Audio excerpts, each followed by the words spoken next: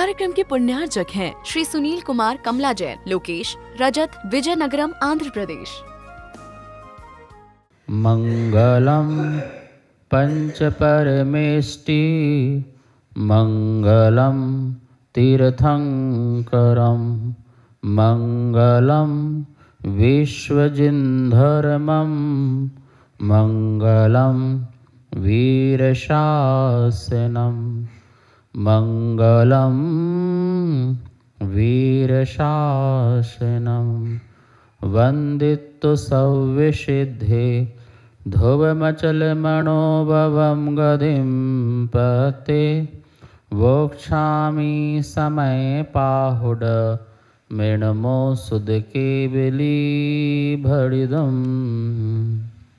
यहाँ पर निर्जरा अधिकार, 8वां अधिकार, गाथा नंबर 204 हम पढ़ेंगे, जिसमें ज्ञान के पद से मुक्ति का रास्ता खुलता है। सच्चे ज्ञान ही हमारा पद है, क्योंकि वो हमारा स्वभाव है। ज्ञान हमारा स्वभाव है, देखो, और हम स्वभाव में स्थिर रहेंगे तो हमें परमार्थ पद की प्राप्ति होगी। कल अपन ने देखा था, भैया अपद से पहले हटो। किससे हटो? तो अपद था द्रव्य कर्म और राग द्वेष मोह आदि भाव कर्म, ये तो अपद थे। लेकिन ज्ञान तो मेरा पद है ना, शुद्ध ज्ञान तो मेरा पद है, सम्यक ज्ञान मेरा पद है। मति ज्ञान है, शुद्ध ज्ञान है, अवधि ज्ञान है, मनःपर्य ज्ञान है, केवल ज्ञान है। ये कौन किससे पद हैं? ये मेरे निज पद हैं। बोले इसी पदों के माध्यम से तू परम पद की प्राप्ति कर सकता है, और उसी से हो सकती है, बाकी नहीं हो सकती है। तो आओ आज गाथा नंबर 204 नंबर का उच्चारण करके देखते हैं कैसे हमें मुक्ति मिलेगी। आभिणी सुदोधि मन केवलम चा तम होदि एकमेव पदम सो एसो परमट्ठो जम लहिदुम निबुदिम जादि। आभिणी सुदोधि मन केवलम च तम होदि एकमेव पदम सो एसो परमट्ठो जम लहिदुम निबुदिम जादि। मति श्रुतावधि मनः पर्यय और केवल ज्ञान भी सब एक पद परमार्थ हैं। पाए से जन शिव पद लहे। आभिणी मति ज्ञान, सुद श्रुत ज्ञान, ओधि ओहि अवधि अवधि ज्ञान, मन केवलम च मनःपर्य ज्ञान और केवल ज्ञान, तम होदि एकमेव पदम, वह सब एक ज्ञान ही पद है। सो ऐसो परमट्ठो, यह सब परमार्थ है। जम लहिदुम, जिसको पाकर आत्मा निबुदिम जादि, मोक्ष पद को प्राप्त होता है। आत्मा में तो एक ही ज्ञान होता है, जानना। अब उस जानने में सम्यक ज्ञान जो होता है सही जानना, मिथ्या ज्ञान होता है वो मिथ्या जानना। कसाय के मिलने से यह जो जीव है, या मिथ्यात्व के मिलने से, मिथ्या श्रद्धा के माध्यम से जब जीव जानता है तो मिथ्या जानता है। सम्यक श्रद्धा के माध्यम से जानता है तो वह सम्यक जानता है। तो श्रद्धा सच्ची हो तो ज्ञान सच्चा हो जाता है, और श्रद्धा मिथ्या हो तो ज्ञान मिथ्या हो जाता है। ज्ञान बिल्कुल जल की भांति है, नमक डालो तो खारा हो जाता है और मीठा डालो तो मीठा हो जाता है। ठीक है, ऐसे ही सच्ची श्रद्धा डालो तो सम्यक हो जाता है, और मिथ्या श्रद्धा डालो तो मिथ्या हो जाता है। तो हमारी श्रद्धा ही ज्ञान को सम्यक करती है और ज्ञान को मिथ्या करती है। तो हम अपनी श्रद्धा को सही रखें तो हमारा ज्ञान सम्यक होगा। अब ज्ञान सम्यक तो हो गया, पर ज्ञान तो ज्ञान है, चाहे वो मति ज्ञान हो, चाहे श्रुति ज्ञान हो, चाहे अवधि ज्ञान हो, चाहे मनापर ज्ञान हो, चाहे केवल ज्ञान हो, पांचों की पांचों ज्ञान जानने का काम करते हैं। अंतर बस इतना होता है कि मति ज्ञान और श्रुत ज्ञान जो है वह ज्ञान जो है इंद्रियों के माध्यम से होता है। मति ज्ञान कैसा होता है? इंद्रिय ज्ञान के माध्यम से होता है। द्रव्य इंद्रिय सहायता चाहिए। द्रव्य इंद्रियों की सहायता से मति ज्ञान हमारे लिए प्रकट होता है, और मति ज्ञान पूर्वक ही जो विशेष रूप से जानता है वो शुद्ध ज्ञान कहलाता है। इंद्रियों का जिसमें अवलंबन ना लिया जाए ऐसा अवधि ज्ञान कहलाता है, और इंद्रियों के अवलंबन से रहित दूसरे के मन में उत्पन्न होने वाले जो विचार हैं उनको जान ले वो मनःपर ज्ञान कहलाता है। और समस्त इंद्रिय मन के सहारे से न जानने वाला जो ज्ञान है, आत्मा के सहारे से जानने वाला जो ज्ञान है, और समस्त द्रव्य की समस्त पर्यायों को युगपत एक साथ जान लेता है, वह केवल ज्ञान है। सर्वद्रव्य पर्यायेषु केवलस्य। ठीक है, तो ये 5 प्रकार का ज्ञान है, और इन 5 प्रकार का जो ज्ञान है ये पर्याय की दृष्टि से है। द्रव्य दृष्टि से देखा जाए तो ज्ञान तो एक ही है, और पर्याय दृष्टि से देखेंगे तो पर्याय दृष्टि से 5 प्रकार का ज्ञान हो जाता है। मनापर ज्ञान, मति ज्ञान, शुद्ध ज्ञान, अवधि ज्ञान, मनापर ज्ञान और केवल ज्ञान। सेंसरी नॉलेज मति ज्ञान होता है, स्क्रिप्चुरल नॉलेज शुद्ध ज्ञान होता है, क्लियरवाइंस नॉलेज अवधि ज्ञान होता है, टेलीपैथी नॉलेज मनापर ज्ञान होता है, और ओमनी साइंस नॉलेज वह केवल ज्ञान होता है। तो ये 5 प्रकार का जो ज्ञान है ये पर्याय की दृष्टि से भेद है, जानने की दृष्टि से भेद नहीं है।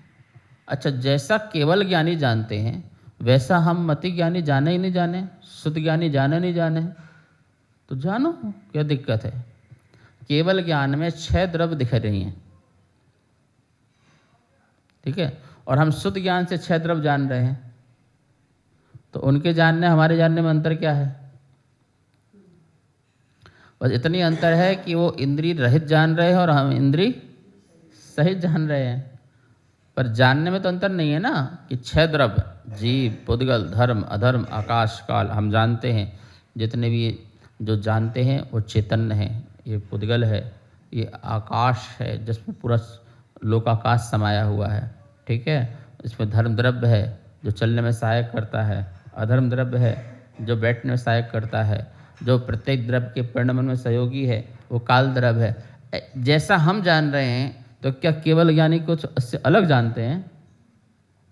जीव चेतन है ऐसा हम जानते हैं, तो केवल ज्ञानी क्या बोलेंगे? जीव चेतन नहीं है, नहीं, जीव और ज़्यादा चेतन है ऐसा बोलेंगे क्या? अरे जो हम जान रहे हैं वही वो जान रहे हैं, जो वो जान रहे हैं वो हम जान रहे हैं। बस अंतर इतना है कि हम भगवान की वाणी के माध्यम से जान रहे हैं और वो साक्षात जान रहे हैं। हम परोक्ष जान रहे हैं, वो प्रत्यक्ष जान रहे हैं। क्या कर रहे हैं? वो उनके अंदर सब प्रत्यक्ष गोचर है, सब कुछ स्पष्ट दिख रहा है, झलक रहा है। ज्ञान में इतना अंतर है। केवल ज्ञान में क्या है? सब कुछ प्रत्यक्ष झलक रहा है, और हमारे शुद्ध ज्ञान में झलका रहे हम क्या कर रहे हैं? वहाँ झलक रहा है और यहाँ हम झलका रहे हैं। भगवान की वाणी को पढ़ करके समझ करके अपने ज्ञान में झलका रहे हैं। तो जानने में कोई अंतर तो नहीं हुआ, ठीक है। केवल ज्ञानी इस भरत क्षेत्र में जो है हम लोग को जाने, और हम जो हैं भरत क्षेत्र में रहने वालों को जाने, तो दोनों जानने में क्या अंतर होगा? अरे जैसा जानने में आया वैसे जानेंगे ना, अंतर थोड़ी होगा। अंतर प्रत्यक्ष और परोक्ष का ही है। वस्तु स्वरूप को जानने में कहीं कोई ज्ञान में बाधा नहीं है। इसलिए कह रहे हैं सभी एकमेव पदम सब एक ज्ञान ही पद है। मति सुत अवधि मना परव केवल ज्ञान, वह सब एक ज्ञान पद ही है और कोई दूसरा पद नहीं है। और कह रहे सो ऐसो परमट्ठो, यह सब परमार्थ है। ये जो ज्ञान पद हैं ये सब क्या है? परमार्थ हैं, परम प्रयोजन हैं, जो परम प्रयोजन को प्रकट करता है, परमार्थ है, अर्थात उत्कृष्ट स्वभाव को जो प्रकट करने में कारण बनता है, ऐसा ये परमार्थ है। जम लहिदुम, जिसको पाकर के आत्मा निबुदिम जादी मोक्ष पद को प्राप्त होता है। तो ये तो निश्चित ही हो गया है कि जिसको भी मोक्ष पद की प्राप्ति होगी वो बिना ज्ञान के पद में स्थिर हुए नहीं हो सकती है, ये तो निश्चित है। हम पिछले गाथा में देख रहे थे कि जो द्रव्य में पद में स्थित है, भाव पद में स्थित है, ठीक है, भाव कर्म के पद में स्थित है, उन्हें तो क्या बोलते कि मोक्ष प्राप्ति नहीं हो रही थी। तो इसमें समाधान कर दिया कि मोक्ष पद की प्राप्ति कैसे होगी, सिद्ध पद की प्राप्ति कैसे होगी, शुद्ध पद की प्राप्ति कैसे होगी, निज पद की प्राप्ति कैसे होगी। वो नियत स्थिर एक चैतन्य जो भाव है उसकी प्राप्ति हमें कैसे होगी। तो कह रहे हैं ये जो ज्ञान है उसी के माध्यम से ही होगी। इसलिए ज्ञान के प्रति जिज्ञासा पिपासा बनी रहना चाहिए जब तक हमें मोक्ष पद की प्राप्ति ना हो। बहुत स्वाध्याय करना चाहिए, बहुत अध्ययन करना चाहिए, ऊहापोह करना चाहिए, तर्क करो वितर्क करो, कुछ भी करो, जब तक बिल्कुल अनुभव में ना आ जाए, निज भाव अनुभव में ना जाए, ज्ञान में स्थिर ना हो जाए, ज्ञान ही ज्ञान में स्थिर ना हो जाए, तब तक क्या करते रहो? नियम से स्वाध्याय करते रहो। पर भैया स्वाध्याय स्व अध्याय के लिए हो, पर अध्याय के लिए ना हो। पराध्याय नहीं करना है, स्वाध्याय करना है। निज ध्यान के लिए स्वाध्याय करना है, निज रमणता के लिए स्वाध्याय करना है, निजोपकार के लिए स्वाध्याय करना है, परोपकार के लिए नहीं। महाराज हमें पढ़ा दो लिखा दो, हम भी थोड़ा ज्ञानी बन जाएं। क्यों ज्ञानी बन जाएं? हम भी अच्छा बोल सकें, अच्छा बता सकें, प्रवचन कर सकें, लोगों को ज्ञान दे सकें। भैया अभी तो हमें स्वयं ही ज्ञान नहीं है, हम कैसे लोगों को ज्ञान दें? तो नहीं, अभी हमें लोगों को ज्ञान नहीं देना है जब तक हम परिपक्व नहीं हो जाते हैं। तो भैया हमारे यहाँ तो परिपक्व जो है केवल ज्ञान के बाद होते हैं। स्वाध्याय के 5 भेद हैं, तत्वार सूत्र में पढ़िए 9वें अध्याय में। वाचना, प्रश्ना, आमनाय और धर्मोपदेश। वाचना, प्रक्षा, अनुप्रेक्षा, आमनाय और धर्मोपदेश, इस प्रकार से ये 5 भेद स्वाध्याय के कहे गए हैं। तो 5वां नंबर कौन सा है? धर्मोपदेश। पहला नंबर नहीं है, पहला नंबर नहीं है। 2-4 लाइन पढ़िए, धर्मोपदेश प्रारंभ हो जाए। पहले उपदेश है वाचना। क्या है? पहले खूब वाचना करो, सारे शास्त्रों की क्या करो? वाचना। कम से कम जितने शास्त्र उपलब्ध हैं उन समस्त शास्त्रों की क्या करो? वाचना करो। और वाचना करके उसमें प्रश्ना करो, बार बार उसमें प्रश्न खड़े करो, प्रश्न सामने लाओ, जिज्ञासाएं लाओ, शंकाएं लाओ और प्रश्न करो, पूछो। जो भी इस की स्पेशलिस्ट हों उन आचार्यों के पास जा कर के पूछो। कोई कर्णानुयोग का स्पेशलिस्ट है, कोई द्रव्यानुयोग में स्पेशलिस्ट है, कोई चरणानुयोग में है, कोई प्रथमानुयोग में है। जो जिस अनुयोग का स्पेशलिस्ट है उससे पूछो। ध्यान रखना, हो सकता है कोई चारों में स्पेशलिस्ट हो, ठीक है ना, तो उससे आप कोई भी पूछ सकते हो। अब जिसको कर्णानुयोग स्पेशलिस्ट हो तुम उससे पूछने लगो, बताओ कि राम की सीता की मम्मी का नाम क्या था, तो बोले कि हमें कुछ को पता ही नहीं है, तो हमसे क्यों पूछ रहे हो? अब ऐसे ऐसे लोग प्रश्न के ले आते हैं, प्रतियोगिताएं भरते हैं ना, अपना तो दिमाग लगाते नहीं हैं। अब महाराज जी के पास आके बैठ जाते हैं प्रतियोगिता खोलकर, महाराज जी हमारी प्रतियोगिता भरवा दो। अच्छा, इनाम किसको मिलना है? तुम्हें। मान सम्मान किसको मिलना? तुम्हें। पर ये जो प्रश्न लेके आए हो, इस प्रश्न का हम क्या करें? हम इतनी कहानी कहाँ से याद रखें कि रावण की नानी का नाम बताओ? अब रावण की नानी का नाम कैसे याद रखें? उनके पोता का नाम बताओ, पोती का नाम बताओ, उनकी जगह का नाम बताओ, ये सारा लेके बैठ जाओ। और चलो हम प्रथमान योग में स्पेशलिस्ट हों तो समझा भी दें। हार्ट का डॉक्टर है, ठीक है, और उससे तुम कैंसर का बीमारी लेके चले जाओ, हमारा कैंसर ठीक कर दो। भैया हम हार्ट ठीक कर सकते, कैंसर नहीं। कैंसर वाला कैंसर ठीक कर सकता, हार्ट नहीं। सबके स्पेशलिस्ट होते हैं। कोई ऐसा हो सकता है सर्जन कि जो हर चीज़ काम कर सकता है, वो उसने स्पेशल पढ़ाई की है, तो उसके पास जाओ, उससे पूछ लो। मतलब वाचना करो, और वाचना के बाद जो जो इसका जानकार है उससे क्या करो? प्रश्न करो। जाना पड़ता है, मुनियों को दूर दूर जाना पड़ते हैं। भूतवली पुष्पदंत को आना पड़ा ना। कहाँ से आना पड़ा? दक्षिण भारत से उत्तर भारत आना पड़ा ना। गिरनार जी पहुँचना पड़ा ना, कि नहीं भैया उन्हीं से ज्ञान मिल सकता है। जाके लेते हैं और फिर उसको अध्ययन करते, समझते हैं, लोगों को समझाते हैं। वाचना, फिर प्रश्ना। जैसे अपन ने एक शास्त्र पढ़ा, उसमें जब तक हर बात समझ में नहीं जाए तब प्रश्न करते रहो, बार बार पूछो, बार बार पूछो, पूरी जिज्ञासाएं करो। प्रश्ना, वाचना, प्रश्ना, और फिर उसको दोहराओ। क्या करो? अनुप्रेक्षा करो, बार बार दोहराओ उसको, और फिर उसका शुद्ध पाठ करो, आमनाएं करो उसका बार बार। ऐसा नहीं उसका पाठ करना बंद कर दिया तुमने, उसका पाठ भी करते रहो, जिससे भूलोगे नहीं, अटकोगे नहीं, गलत बोलोगे नहीं, गलत कहोगे नहीं। इस प्रकार से उसको शुद्ध उच्चारण भी करो पाठ का, और बार बार उसकी अनुप्रेक्षा करो, दोहराओ। जब इसमें तुम निपुण हो जाओ तो फिर वाक शुद्धि होगी। क्या शुद्धि होगी? वाक शुद्धि। जैसे मुख शुद्धि कहते हैं, वाक शुद्धि कहते हैं, वाक दीक्षा कहते हैं। क्या कहते हैं? वाक दीक्षा, वाणी की दीक्षा, वचनों की दीक्षा होती है। आजकल तो दीक्षा देते तुरंत ही वाक दीक्षा कर देते हैं। आज दीक्षा हुई, शाम को वाक दीक्षा हो गई, या सुबह कल दीक्षा वाक दीक्षा हो गई। बोले क्या? अब बोलो जो तुम्हारे मन में आए। अब तो पीछे आ गई है, कमंडल आ गई है, जिसको डांटना हो, जिसको फटकारना हो, जिसको भी कुछ करना हो, आज से तुम स्वतंत्र हो, स्वच्छंद हो। किसी का दिल तोड़ो, किसी श्रावक को परेशान करो, जो करना सब कुछ करो आज से। क्यों? अब आज से आपकी वाक दीक्षा हो गई है। भैया ऐसी थोड़ी वाक दीक्षा होती है। वाक दीक्षा का आचार्य विद्यानंद महाराज ने पुस्तक निकाली, वाक दीक्षा, पढ़ो सब लोग।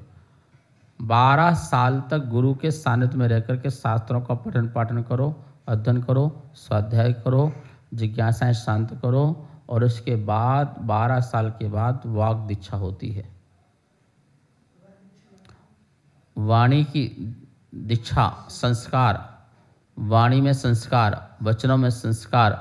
कठोर नहीं बोलना, बकबक नहीं बोलना, गुरु के सामने हंसी मजाक नहीं करना, शास्त्र के सामने हंसी मजाक नहीं करना, बकबक नहीं करना, उपहास नहीं करना, माँ जनवाणी का उपहास नहीं करना, गुरुओं का उपहास नहीं करना, आदि अनेक प्रकार के विनय भाव रखना। मेरी मुख से जो शब्द निकलें वो आगम के निकलें, कल्याण के लिए निकलें, हितकारी निकलें, किसी को दिल दुखाने वाले शब्द ना निकलें। ये सब वाक दीक्षा होती है। और गुरु उसी की वाक दीक्षा देते हैं जो अच्छी तरह से अध्ययन में निपुण हो गया है। अब वाक दीक्षा देंगे, बेटा अब तू जा, अब प्रभाव ना कर। अब लोगों को धर्म उपदेश देना पड़े, धर्म उपदेश देना। जिसकी वाक दीक्षा नहीं है, जिसका उच्चारण सही नहीं है, उसको कोई मंत्र बोलने का अधिकार नहीं है, साथ वाचना करने का अधिकार नहीं, उसको मौन रहने का अधिकार है। यदि आपके शब्द गलत निकल रहे हैं, काष्टवत बोलना चाहिए, कष्टवत बोल रहे हैं, तो कितना अंतर आ गया? काष्ट और कष्ट में कितना अंतर आ गया? काष्ट में क्या है? काष्ट में लकड़ी होती है, ठीक है, और कष्ट मतलब दुख होता है, तो कितना अंतर आ गया? एक बिंदी से फर्क आ गया, एक शब्द से फर्क आ गया, बोलने में फर्क आ गया। तो क्या करना चाहिए?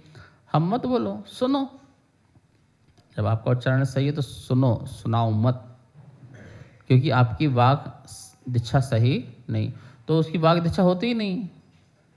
गुरु देते नहीं, बोले बस तुमको अपनी साधना करना है, अपने माला लो, जाप करो, स्वाध्याय करो, सामायिक करो, अध्ययन करो, अपनी साधना में मग्न रहो। बस कोई आशा मत रखो, कोई निराशा मत रखो, शांत भाव रहो, ऐसे भावों से अपना जीवन जियो।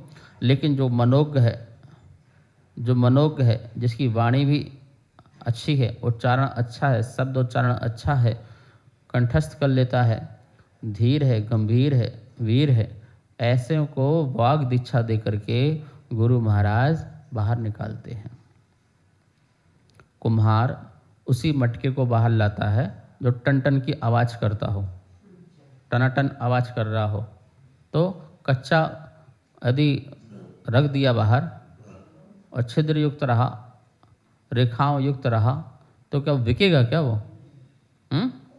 छिद्र युक्त रहेगा तो ना तो स्वयं पिएगा, ना दूसरों को पीने देगा। पानी पूरा निकल जाएगा सारा, कच्चा होगा तो टूट जाएगा। ऐसे ही कच्चा शिष्य जिन्हें स्वाध्याय नहीं किया या वाग दीक्षा जिसको गुरु की नहीं मिली है, तो क्या होगा? स्वयं टूटेगा, दूसरे को तोड़ेगा, आस्थाओं से तोड़ेगा, खिलवाड़ करेगा। तो ये अनेक प्रकार के कार्य कर सकता है। इसलिए कह रहे हैं कि उसकी वाग दीक्षा होना चाहिए। वाचना, प्रश्ना, आमनाएं, अनुप्रेक्षाएं और धर्मोपदेश, धर्म का उपदेश देने का अधिकारी तभी बनता है 5वें नंबर में। बोल रहे हैं कि भैया सच्चा पद ज्ञान पद है, उस ज्ञान पद से ही मुक्ति मिलती है। और सम्यक ज्ञान, सच्चा ज्ञान वही है जो अपने आत्मा की सिद्धि करे, अपने स्वभाव को प्रकट करने में ही ज्ञान का सदुपयोग करे, वही ज्ञान है। ठीक है, उसी ज्ञान से अब देखिए हमारे यहाँ पर जो तीर्थंकर होते हैं, दीक्षा लेते ही मौन हो जाते हैं। यद्यपि इनको मति शुद्ध ज्ञान तो जन्म से है ही है, ठीक है ना, अवधि ज्ञान भी है। और मना पर ज्ञान क्या है? दीक्षा लेते ही मना पर ज्ञान प्रकट हो जाता है। ठीक है, तो ज्ञान तो अच्छा प्रकट हो गया, लेकिन फिर भी वो उपदेश नहीं देते हैं, मौन हो जाते हैं, मौन रहते हैं। क्यों मौन रहते भाई? आदिनाथ कितने साल तक मौन रहे? 1000 वर्ष तक क्या रहे? मौन रहे। बताइए, दीक्षा लेने के बाद आदिनाथ भगवान 1000 वर्ष तक मौन रहे। क्यों मौन रहे? उन्हें कुछ आता नहीं था क्या? उन्हें ज्ञान नहीं था क्या? प्रथम तीर्थंकर दीक्षा लेके 1000 वर्ष तक मौन। बोले नहीं बोलूँगा। बोले क्यों? जब तक मुझे परम बोधि की प्राप्ति नहीं होगी, संबोधि की प्राप्ति नहीं होगी, केवल ज्ञान की प्राप्ति नहीं होगी, पूर्ण ज्ञान की प्राप्ति नहीं होगी, तब तक मैं नहीं बोलूँगा। और तीर्थंकर बोलती नहीं है। हम लोग बोल लेते हैं। क्यों बोल लेते हैं? हम लोग प्रवर्तक है ही नहीं, हम तीर्थ के प्रवर्तक नहीं हैं, इसलिए बोल लेते हैं। इसलिए हमारी बात प्रामाणिक हो जरूरी नहीं है। हमारी बात में कसायों के कारण या अपनी मान्यताओं के कारण अंतर आ सकता है, इसलिए हम प्रामाणिक नहीं मानते हैं। जितनी भगवान की वाणी से मिलती है तो प्रामाणिक है, बाकी तुम्हारी वाणी है। भगवान की वाणी से मिलती है तो वो जिनवाणी है, बाकी मनवाणी है। क्या है? मनवाणी। बोलो, मनवाणी। अपने मन की वाणी है, अपनी मनमानी है, तो हमारी वाणी है। इसलिए तीर्थंकर की मनमानी नहीं चलती है ना, तीर्थंकर की जिनवाणी चलती है। इसलिए केवलत्व को जो प्रकट हो जाते हैं, तो जो जो दिखा संसार में सर्वद्रव्य की सर्वपर्याय युगपद एक साथ झलकती है, तब भगवान की वाणी सर्वांगता से निकलती है, भव्य जीवों के पुण्य से निकलती है, और वही वाणी आत्म कल्याणी होती है, जन कल्याणी होती है। हमारी वाणी तो क्या है? आज है कल नहीं है। और इस वाणी का क्या प्रमाण है? इस वाणी का क्या प्रमाण है? इसलिए बोलते हैं आगम के अनुसार बोलो। कौन से? मूल आगम के अनुसार बोलो। जो मूल आगम भगवान महावीर से अब तक अविच्छिन्न रूप से चले, उनकी आगम बोलो। बाकी जो शास्त्र हैं उनको क्या, और आगम दिगंबर धर्म में आगम की जो है उसकी स्वतंत्र रूप से सत्ता स्वीकार की गई है। आगम ग्रंथ मौजूद हैं, बाकियों के ग्रंथों में तो अदबा तदबा भर दिया गया, कचरा कूड़ा भर दिया गया है। जो निर्ग्रंथ परंपरा से आए हुए साधु आचार्यों के जो ग्रंथ हैं, कुंद स्वामी से चले आ रहे ग्रंथ, उनकी परंपरा में ग्रंथ हैं, वे सभी ग्रंथ हमें मान्य होते हैं, स्वीकार होते हैं। उन्हीं के द्वारा ही हम मोक्ष पद की सिद्धि कर सकते हैं। वर्तमान में भी मोक्ष पद परंपरा से हमें प्राप्त हो सकता है, उसकी सिद्धि हो सकती है। गाथा देखिए क्या लिखा है, निब्बुदिम जाति, निब्बुदिम मोक्ष की प्राप्ति होती है, निर्वृत्ति। निब्बुद्धि मतलब निर्वृत्ति, किसी प्रकार की प्रवृत्ति नहीं, सभी प्रवृत्तियों से रहित अवस्था निर्वृत्ति अवस्था कहलाती है, और वही निर्वृत्ति अवस्था मोक्ष पद कहलाता है। मोक्ष पद में लेता धीरे धीरे, मोक्ष पद में लेता धीरे धीरे। ये पद जो अपने अपने ज्ञान स्वभाव में स्थिर होता जाता है, उसको धीरे धीरे करके मोक्ष पद की प्राप्ति हो जाया करती है। आभिणी सुध, आभिणी मतलब मति ज्ञान, सुध मतलब शुद्ध ज्ञान, ओधि मतलब अवधि ज्ञान, मण मतलब मन पर ज्ञान, और केवलम मतलब केवल ज्ञान, चा मतलब और। तम एकम एव पदम होदि, तम एकम एव पदम होदि, वह एक ही पद है, वह सब एक ज्ञान ही पद है।